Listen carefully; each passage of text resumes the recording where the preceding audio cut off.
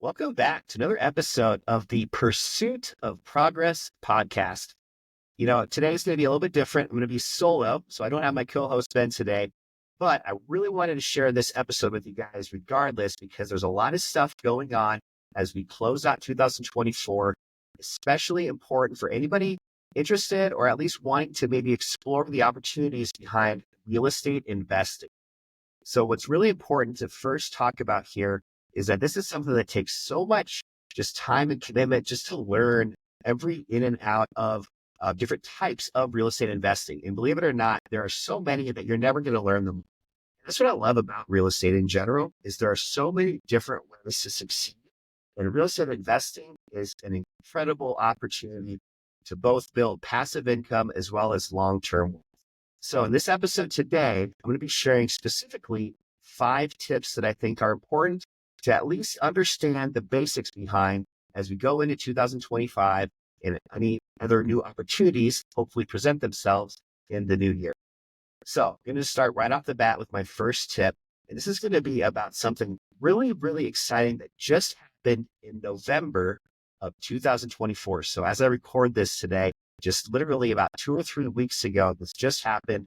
And this is super exciting. It's something that I think is going to be huge for real estate investors in 2025 and beyond, if you are specifically located here in Denver. And what I'm referring to here is ADUs. So ADUs are a common term that you may or may not have heard of. An ADU stands for an accessory dwelling unit. And in different areas around the city, regardless of where you're listening or watching the video today from, there are definitely going to be, places that are more and some less prone to seeing ADUs, and that all comes down to the zone. So Denver has been quite difficult, very restrictive when it comes to zoning for ADUs. And just recently, again, just a couple weeks ago, they actually eliminated almost all of their zoning restrictions in the city of Denver for ADUs. They're saying this is partially just because they really want to help provide additional housing since there's a shortage in the city of Denver. And I think it's just a great opportunity, again, for anybody that has a property that fits the mold where this could be an option. You have this creative ability now to make additional money on your property, either as a business. And when I say business, meaning a short-term or a mid-term rental, depending on where you're located exactly and what's allowed. But also you can look at it from the perspective of just adding additional square footage to your house that's very usable and very desirable if you ever do decide to sell. This is an example of value add. I love value add because it's an area of real estate investing and really just real estate in general. You have the opportunity to get more creative and just really identify certain things about a property that could be improved and to get the highest potential use of that space to create or at least improve upon the value that you're providing in that space. So value add is something you definitely need to learn more about if you're not that familiar with it. And I think this first tip today, just about leveraging these opportunities when they present themselves.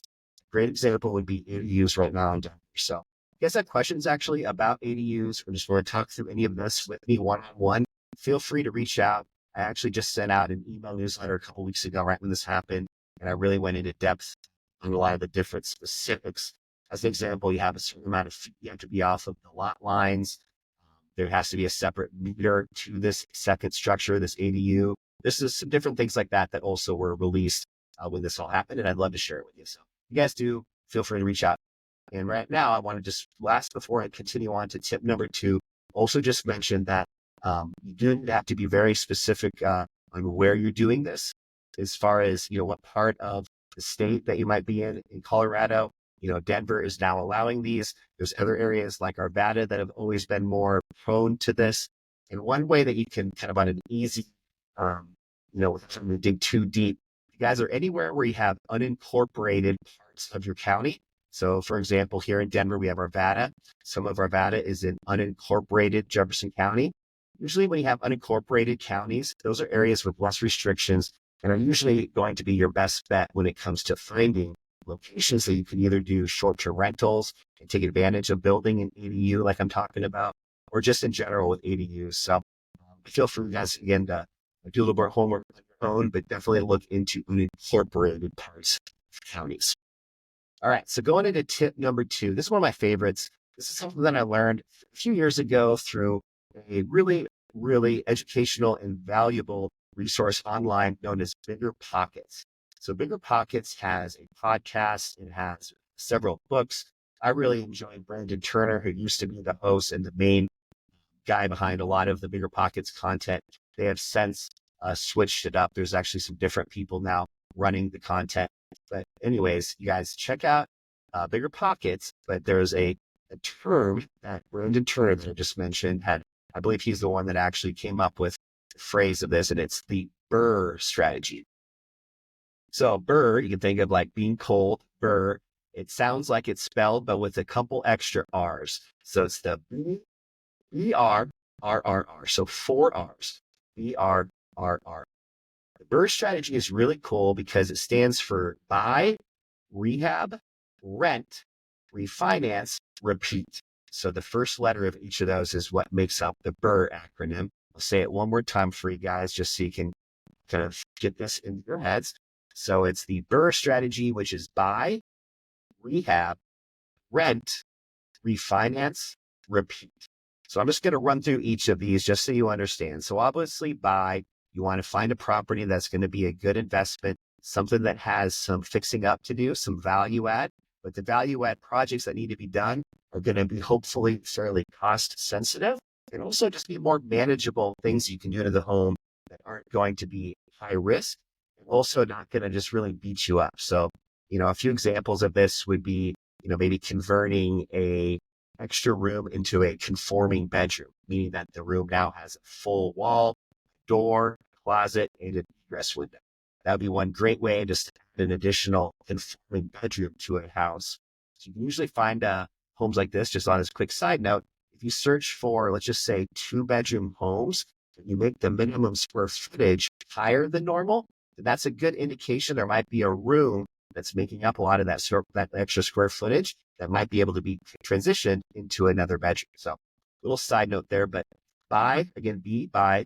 The first R is rehab. So as soon as you buy, you're going to just go in there, you're going to rehab, you're going to rehabilitate, you're going to do whatever you need to do to fix up the place. Once you've done that, you're now able to rent it. And just another quick side note, if this was a rental to begin with, you're going to also be able to have rent growth here because you're providing a nicer product to the renter. So if you're getting $1,500 a month that's what the sellers were getting when you bought the home, maybe now you can do some renovations. And then once you go to start renting it, instead of that, you might be able to get $2,000, a higher monthly rent, which is known as rent growth, which is another great way to improve your passive income when this becomes a cash flowing rental property. So that's the second R, rent. So far we have buy, rehab, rent. So next you're going to have refinance. And refinance is cool because what this means is you're going back to the bank and you're refinancing the mortgage you put onto this home, the loan you took out. When you took out the loan, it was at a dollar amount that was what the home was valued at. Now you've rehabbed it, and now you've even rented it. Now we go to refinance it. You can show that you've made improvements. You can show that it's worth more. And by doing so, you can now have a larger chunk of value put on the house. And by doing so, your minimum that you have in the home's loan, since that home is now worth more, you're able to take some of that additional equity out of the home. And that's what this last R is, which is going to be repeat. So you start small, you do this whole entire process. And when it comes time to refinance, you're able to pull some of that equity home and use that as your down payment to buy the next. And you're able to basically just create this system that is very replicatable, and if done properly, can be one of the most fast track ways to building significant wealth through real estate. So again, long answer there for you guys on tip number 2, but that's what the BRRRR strategy is. I've got a lot of other great content on this on my website. So if you guys haven't checked that out yet, definitely look into it. It's just adamsellsdenver.com. So check out that, and let's move on now to tip number 3. So tip number 3 is what I like to call house hacking. And the most easy way to do this is with multi-unit properties. So right now, you're actually able to get a loan on up to 4 units, and that's considered a residential, regular type of loan. Once you go above 4 units, it becomes more of a commercial loan. because that's considered a mid or even a large multifamily property. And the way they value the property, everything is done in a different manner after that. So you want to always be only looking for 1 to 4 units.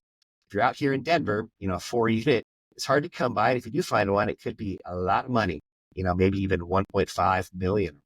So it might be easier to do this even as an out-of-state investment strategy. So you also could be looking into more affordable markets. One example would be Tulsa, or even potentially Phoenix, Tucson, Arizona, places like that.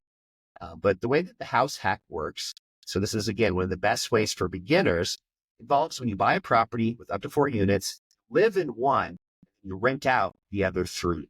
So that doesn't have to be a 4 unit. For example, if you did a triplex, you'd live in one, you rent out the other 2. You guys get it. But the beauty of this approach is that you qualify for residential financing, which often has a lot better terms than commercial loans. So again, once you get above 4 units, that's when it becomes that commercial. But the even cooler part about this is that your tenant's rent can usually cover most, if not all, of your mortgage. So one really cool thing to think about here is this is a great short-term initial way to kind of jump into the real estate investing game. You're going to, this is a game. You're going to just have all these different plays throughout your career. This is a great one to get started. So what you're going to be doing here, again, is let's just say you buy a fourplex, you rent, you live in one. So that's one of the parts. In order for it to be a residential loan with the best terms, they are going to require it to be your primary residence. So that's a big part of this house hack strategy. So that's why you're going to want to be living in 1 unit, and then with the other 3, charging rent and hopefully covering that entire amount that you're paying for your monthly mortgage. Pretty simple, but definitely a great strategy. You guys, one last thing on this one is it does have a little bit of sacrifice. You might not want to have 3, people living around you that you have to kind of be the landlord and kind of oversee everything. But you got to keep your eye on the prize, keep your eye on the bigger picture, and realize it's a short-term sacrifice for an enormous reward at the end. So you guys, this is definitely just great to check out. I'll leave you with one last tip on this part of the house hack talk, is that you could also, after 2 years, you can sell that, or you could also then get creative on with your loan after being at your primary residence for 2 years. There's some other strategies that you can possibly take advantage of. So Ben, my co-host on the show, Ben would be a great resource to ask about more specifics on that. But that's also just something to keep in mind, that this doesn't have to be a forever thing. After a couple of years, you hopefully can at that point transition into maybe living in a different place. All right. So next, but definitely not last. So this is the 4th tip I want to share with you guys, and that's on emerging neighborhoods. So being very just conscious of, for example, we'll talk about Denver here, how it has changed over the years, how it's going to continue to change. As a 40+ year Colorado native and Denver local, growing up here, and I remember, for one, Golden being nothing special at all, being just this kind of hole in the wall little mountain town, the town on the beginning of the mountains, kind of just like drunk cowboys at the bar, just really a complete 180 from what it is today in most senses. But this is an example where back 25, 30 years ago, I personally did not see Golden turning into what it is today. Nowadays, it is hands down one of my favorite parts of Denver. Incredible walkability, incredible place to live, incredible place just to call home, just to have as part of Denver. So that would just be one quick example. But more importantly, I would like just to give you a few that I see now as great opportunities moving forward into 2025 and beyond. So this could be great as potential places for you to keep your eye on when it comes to investment opportunities as well. And an example would be Edgewater. So if you guys don't know where Edgewater is, you have Sheridan Boulevard, which basically goes north-south. It is on the western edge of Sloan Lake. So between Colfax and 38th Avenue, you have Sheridan Boulevard there with Sloan Lake on one side. On the other side, you have a good chunk of that area is Edgewater. And as you can imagine, Highland, Sloan Lake, all of this area is just becoming so popular, so expensive. It's just slowly pushing people further out to then also become a similar, very in-demand, popular area. And Edgewater is poised to just be that perfect place. And it's already seeing this because it's just slightly west and it's bordering Sloan Lake. So Edgewater is a great opportunity, I think, to identify some homes. One negative to Edgewater is pretty small. It's mostly just single family homes, 1940s, 1950s vintage. Another example, though, of just kind of these opportunities is going a little bit further west from Edgewater into Wheat Ridge. And Wheat Ridge is where I grew up, and I've always loved Wheat Ridge, mainly because it's in this very limited amount of space between downtown Denver and the mountains. Unlike Aurora and Brighton, Reunion, places on the north and to the east of Denver, where you have endless amounts of land to continue to grow and develop and expand. In Wheat Ridge, Edgewater, Lakewood, since you're in this area that's already been developed and you're limited, you can't expand or grow anymore to the west or to the east. It's just, I think, in an area that's just going to have that supply and demand, where that's going to work to your favor, and it's going to be more and more sought after as we go on. And not to mention, you're so much closer to the mountains, and it has a slew of other things that are the reasons why it's one of the better places in all of Denver. Finding places like that, though, that have something unique about it that is going to be impossible to change in the future. All right. And then last but not least, my final tip is just to build a strong team. You can't do this alone. And that goes especially when you're talking about real estate investing, because there are so many moving pieces, so many skill sets, so many specifics and things that really you want to have an expert handling. I'm not the best plumber, so I'm not going to necessarily completely redo a bathroom and do that myself. I'm going to hire the best plumber that I know that's going to give me a good price, and I know he's going to do quality work. Even if you're deciding that you don't want to self-manage, you want to have a property manager. Again, having that person on your team that you trust, has your best interests at heart, and is just a great member of your team. So building a team, I think, is one of the things that you can't do overnight. It takes time. It takes building relationships with people. And it's just something, though, that is really going to help you either make a great deal or potentially lose out on a deal that doesn't pan out, or maybe even lose some money. So having that team is incredibly important. And I think, even though it's my fifth tip, could easily be tip number one as far as the most important. So definitely think about that and make sure you guys are always improving upon your team and finding the best of the best for every role. You guys, that's it. There you have it. 5 tips to help you succeed in real estate investing in 2025.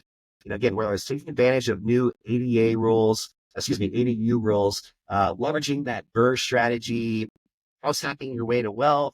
There's just really no shortage of opportunities in this exciting industry. I just hope this episode gave you guys a little bit of insight and just inspired you to take the next step in your real estate journey. So if you guys enjoyed this episode, please hit that subscribe. And more than anything else, the only way the show grows is by sharing it with other people that you think might get value out of it. So if you have any friends, anybody that you think would enjoy learning about real estate investing and getting some of these actionable tips as they go into 2025, share the show with them. And if you guys would love to connect with me one-on-one and talk through any of these in more detail, and maybe throw some different ideas at each other, you can schedule a free 30-minute real estate strategy session. Check out my website at adamsellsdenver.com. Hope you guys have a great rest of your week, and I look forward to sharing an all-new episode of the Pursuit of Progress podcast with you next week. See you then.